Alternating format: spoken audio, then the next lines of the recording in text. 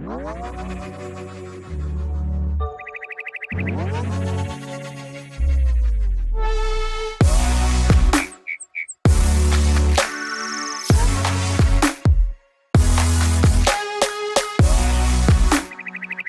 to this June 13th edition of What's Happening in Crypto with the Crypto Lark, broadcasting to you from New Zealand and bringing you all of the latest. Let's just do a quick check-in on the markets here. Nothing to see here. Let's move on, folks. Oh boy, crypto markets. Over on Coinbase, Ethereum Classic support to be added. Wow. I think this is a really great move for Coinbase. Of course, Ethereum Classic in my mind was a natural fit. At the same time, though, I feel like the XRP community must feel a bit let down that they chose Ethereum Classic over XRP. Interesting turn of events, of course. Unsurprisingly, the market has reacted in a rather positive way, seeing about a 25 to 30% increase on Ethereum Classic in the last 24 hours. Over in Switzerland, Zug, or Crypto Valley, as you may know it, residents will be invited to test out blockchain voting. Now, they're not voting on anything super serious, and I want to tell you what they're going to be voting on because I love Switzerland. This is what they have to worry about.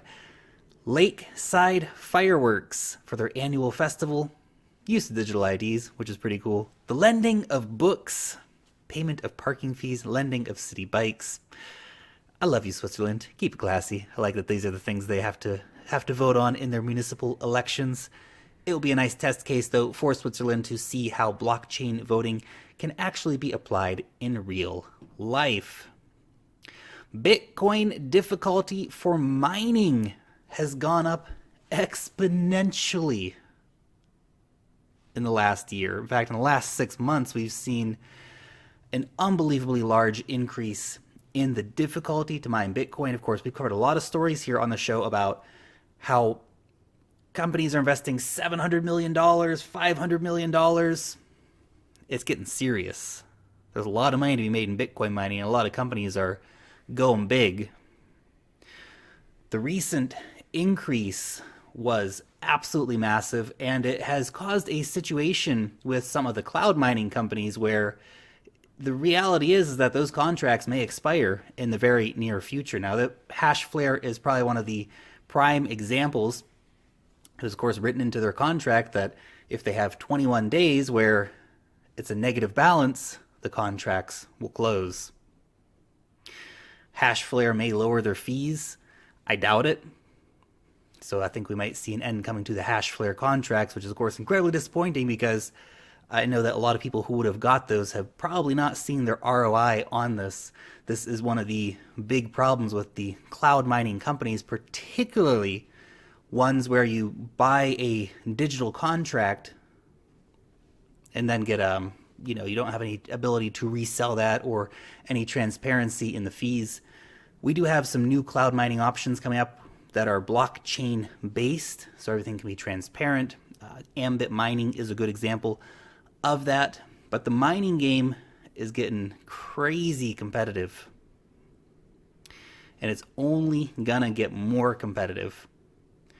As I mentioned a few times before, even if the price of Bitcoin goes down substantially, I think a lot of these companies will continue to mine Bitcoin because they will see that there is a future potential for it. Now, maybe if we have a very long trend of very low prices of Bitcoin, some of these mining farms are going to turn their miners off. That is a reality. However, they will turn them back on when the prices go back up. On to our next story. Some interesting numbers that I wanted to share with you. This is from entrepreneur.com.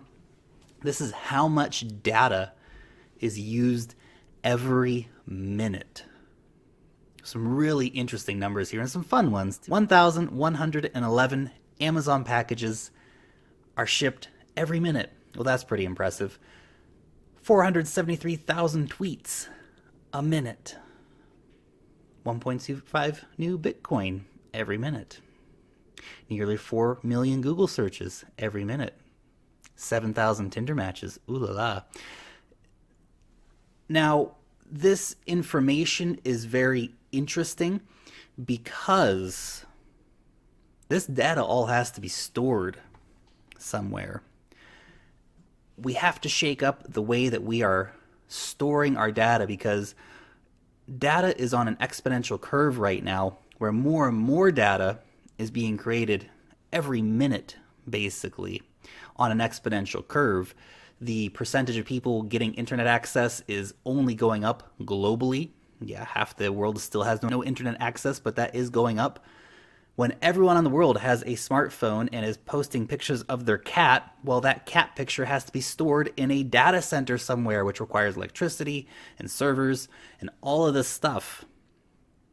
The decentralization of that process, of course, is very compelling. We have a lot of projects in the blockchain space which are aiming to shake up the way that we do data storage.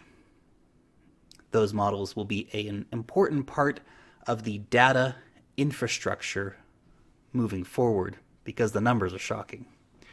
Over in Korea, Korean banks can use blockchain to verify customer IDs from July.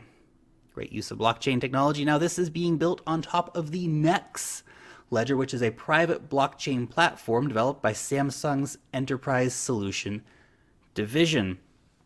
South Korea is going full blockchain. It's very encouraging to see these kind of stories coming out of South Korea, and of course is a nice use of the technology. Bitcoin futures could spur bank ratings downgrades. Ratings agencies may downgrade banks that clear Bitcoin futures if these financial products continue to see increasing volumes over the coming months. These ratings agencies are terrible. I've never liked them. They are these ratings agencies which are largely influenced by one particular place in the world, we could say, and they decide the fate of countries, the fate of massive banks.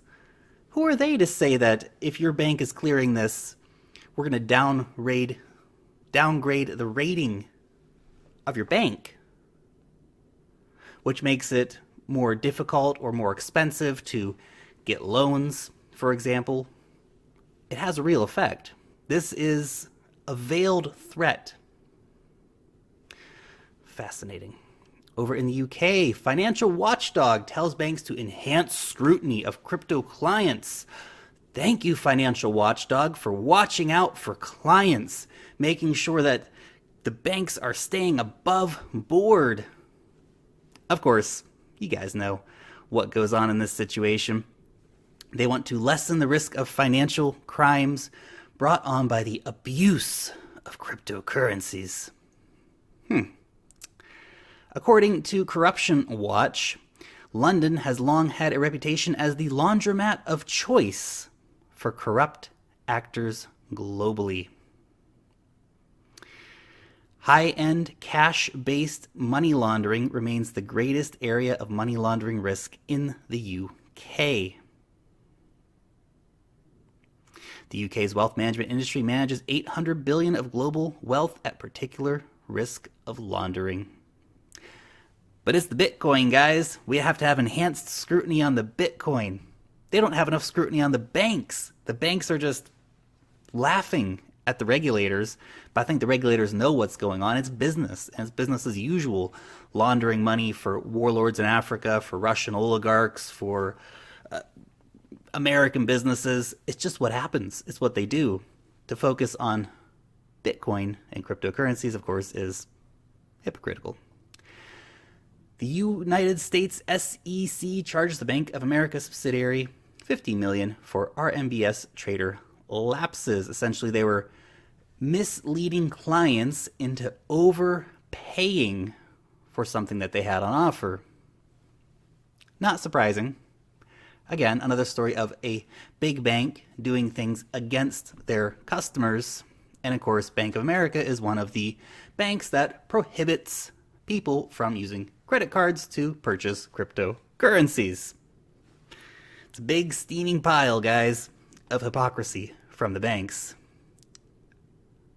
Over in Rwanda, Rwanda and Afghanistan, Paxful's Built with Bitcoin initiative working to bring scholarships to young Afghani refugees to pursue careers in the United States, as well as bringing in extra resources for a nursery school that they've already built there, as well as focusing on clean water projects. Very cool to see a community like Paxful giving back.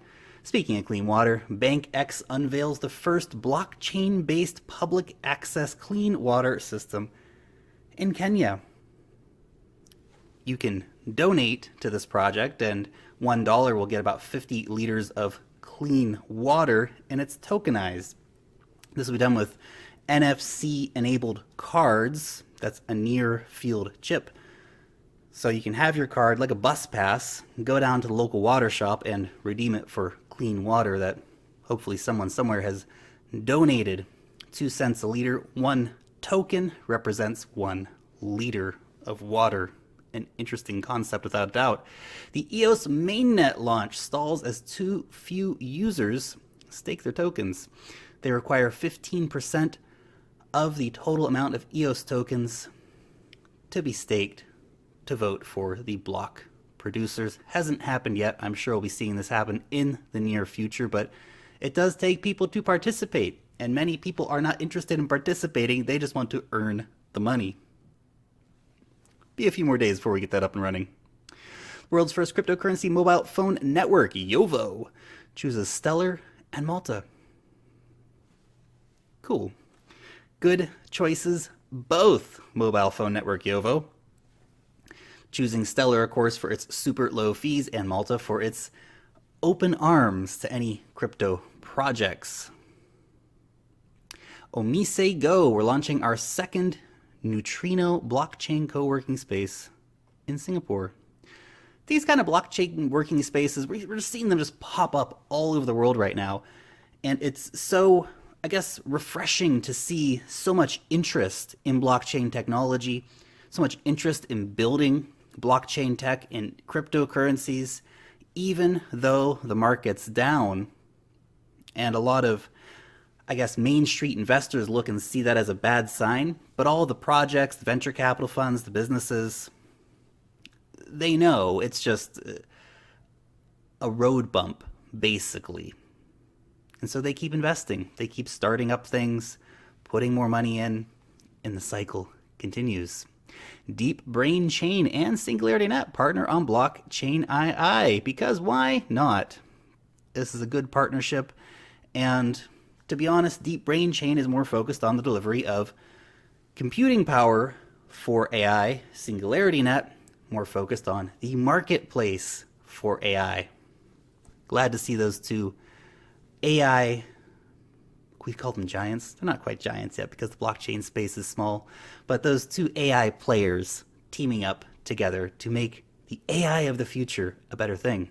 Ontology and Carblock announce a partnership.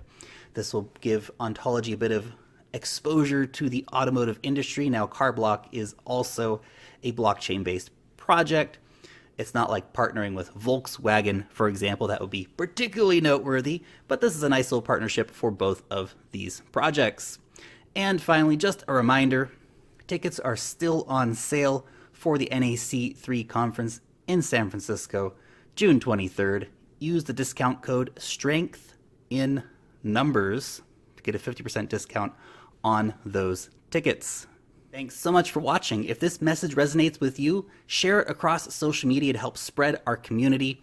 Leave a thumbs up. Let me know what you think about any of today's news stories in the comment section down below. Join the conversation over on Twitter. Long live the blockchain, and peace out till next time.